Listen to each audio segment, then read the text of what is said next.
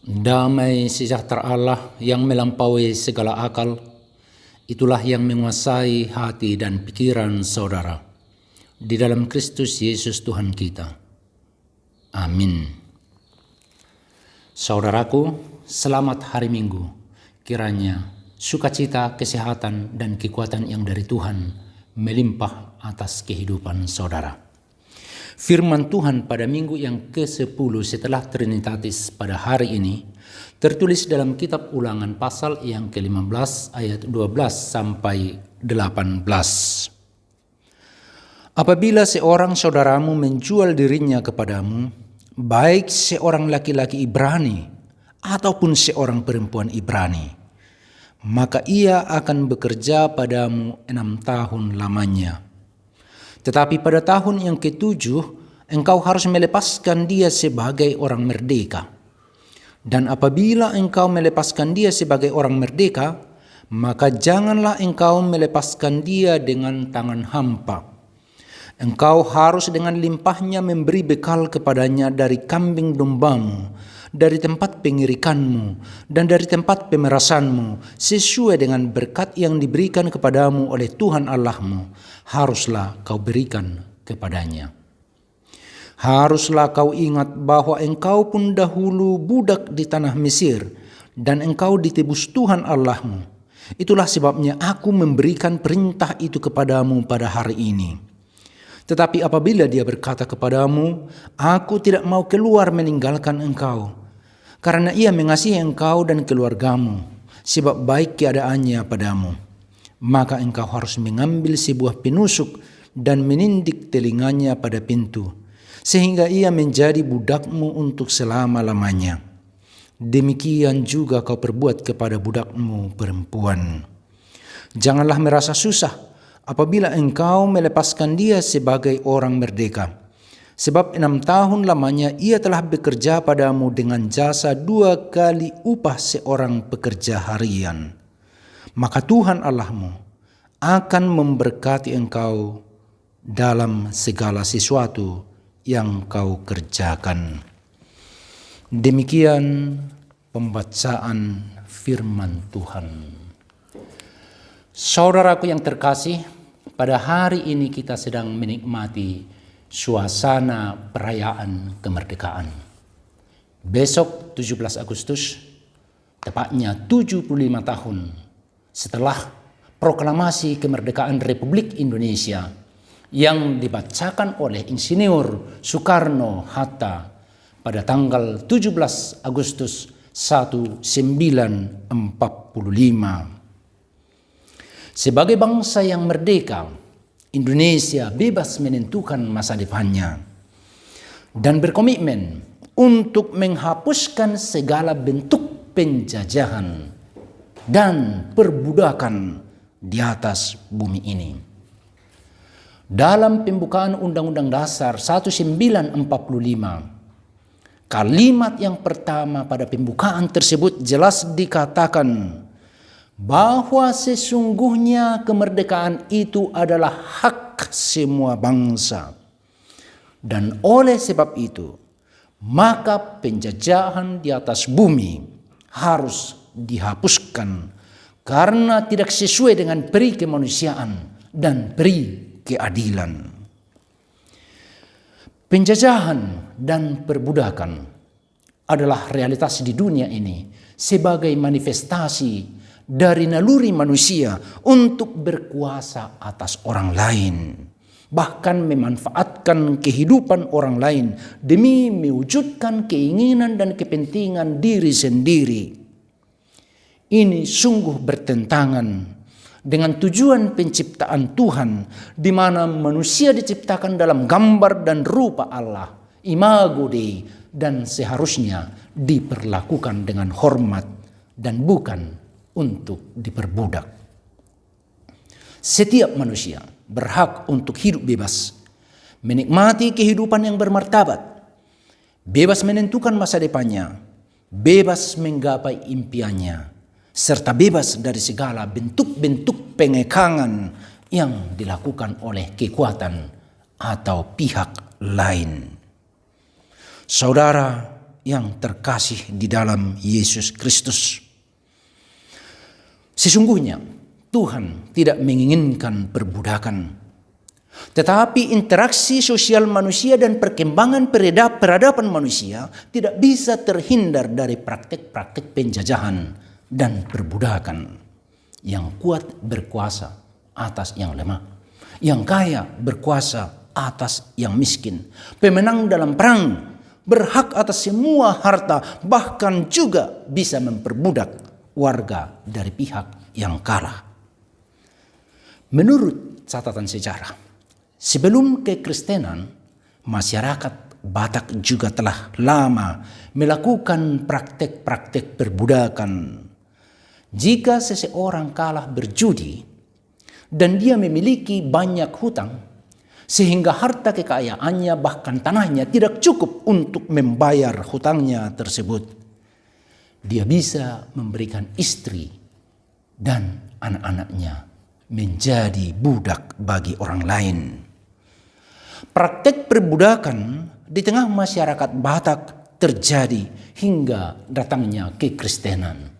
Ingwer Ludwig Nommensen dan para misionaris yang lain berupaya menghapuskan praktik-praktik perbudakan di tengah masyarakat Rura Silindung. The truth will set you free. Kebenaran akan membebaskanmu. Injil Yesus Kristus membawa kebebasan bagi orang-orang percaya. Injil Yesus Kristus membawa kebebasan kepada orang-orang yang diperbudak, bagi orang-orang yang tertindas, dan bagi orang-orang yang terpenjara, baik secara fisik, baik itu secara pemikiran, maupun secara spiritualitas, di mana kuasa-kuasa kegelapan memperbudak kehidupan manusia. Kehadiran Injil membawa pencerahan dalam semua aspek kehidupan masyarakat Batak, jasmani, rohani, dan pemikiran. I.L. Nommensen menggunakan uang yang dimilikinya untuk membeli para budak dan anak-anak budak dan mengumpulkan mereka di satu tempat yang kemudian diberi nama Dame di Sait Nihuta. Inilah yang menjadi cikal bakal jemaat pertama di Rura Silindung. Dia membekali mereka dengan firman Tuhan dan pengetahuan yang bisa membebaskan mereka dari kegelapan, ketertindasan, dan ketertinggalan. Luar biasa pengaruh pembebasan dari perbudakan yang dibawa oleh Injil Yesus Kristus yang dibawakan oleh Ingwer Ludwig Nommensen di Rura Silindung. Kita patut bersyukur dan berterima kasih kepada Tuhan. Kita patut bersyukur atas kehadiran hamba Tuhan yang membebaskan orang dari perbudakan. Hamba Tuhan harus membebaskan orang dari perbudakan. Orang Kristen terpanggil untuk membebaskan orang dari perbudakan dalam bentuk apapun itu. Teologi Deuteronomi dalam kitab Ulangan menekankan kebebasan umat Tuhan dari perbudakan. Jikapun ada perbudakan yang sesungguhnya tidak diinginkan oleh Tuhan, jikapun ada perbudakan, umat itu harus memahami batas-batas praktek yang dapat mereka lakukan. 6 tahun lamanya seseorang bisa memiliki budak, dan pada tahun yang ke-7 haruslah dia membebaskan dia, memberikan kebebasan kepadanya. Dan ketika dia membebaskan budaknya, dia harus membekali dia dengan kebutuhan hidup, sehingga budak tersebut dapat memulai kehidupan yang baru. Janganlah engkau melepaskan dia dengan tangan hampa. Engkau harus dengan limpahnya memberi bekal kepadanya dari kambing dombamu, dari tempat pengirikanmu, dari tempat pemerasanmu, sesuai dengan berkat yang diberikan oleh Tuhan kepadamu. Saudara-saudara yang dikasihi oleh Yesus Kristus, perbudakan di masa lalu, termasuk di abad 19, benar-benar merendahkan dan menghinakan kemanusiaan manusia. Tetapi pada saat ini juga, pada zaman ini, hari ini juga, puluhan juta masyarakat di seluruh dunia masih hidup dalam perbudakan. Apakah itu perbudakan di tengah-tengah keluarga, di tengah-tengah perusahaan, atau di pemerintahan? Pada bulan November yang lalu, seorang teman kami, seorang pendeta dari Jerman bernama Dietrich Weinbrenner datang mengunjungi kami di Serang. Dia adalah seorang aktivis hak asasi manusia dan aktivis yang aktif untuk menghapuskan perbudakan dalam berbagai bentuk di saat ini. Dan dia datang ke Banten untuk melakukan penelitian tentang perbudakan yang terjadi di wilayah Banten, khususnya daerah Tangerang. Waktu itu dia meminta bantuan kami. Beberapa minggu sebelumnya kami sudah mencoba untuk menghubungi beberapa perusahaan yang ada di wilayah Tangerang yang mempekerjakan banyak buruh. Tetapi semua menolak permintaan kami. Bahkan setelah Weinbrenner datang ke Banten dan kami mencoba untuk masuk ke kawasan perusahaan-perusahaan, kami hanya diizinkan sampai di tempat parkir. Mereka takut. Pimpinan perusahaan takut. Pemilik perusahaan itu takut. Kalau praktek-praktek perbudakan yang terjadi terhadap para buruh akan tersingkap ke permukaan. Dan bahwa kejahatan-kejahatan yang terjadi dalam perusahaan-perusahaan itu akan ketahuan. Sudah menjadi rahasia umum bahwa banyak perusahaan di Indonesia ini yang memperlakukan para buruh bagaikan budak. Upah yang tidak setimpal dengan waktu dan keringat yang mereka komitmenkan. Dengan kondisi kerja yang tidak manusiawi. Bahkan kebebasan menggunakan toilet pun harus dikekang. Ternyata banyak perusahaan dengan kondisi para buruh yang sangat mengerikan. Hal ini perlu menjadi perhatian masyarakat luas. Kita harus memiliki awareness, kesadaran bahwa di balik kenikmatan dan kemakmuran yang bisa dinikmati oleh masyarakat umum, ada para buruh yang menderita, yang tertindas, yang diperlakukan tidak manusiawi, yang diperbudak di zaman sekarang ini. Mereka tidak memiliki suara. Dan suara mereka tidak cukup nyaring. Sehingga tidak bisa menembus hati banyak orang.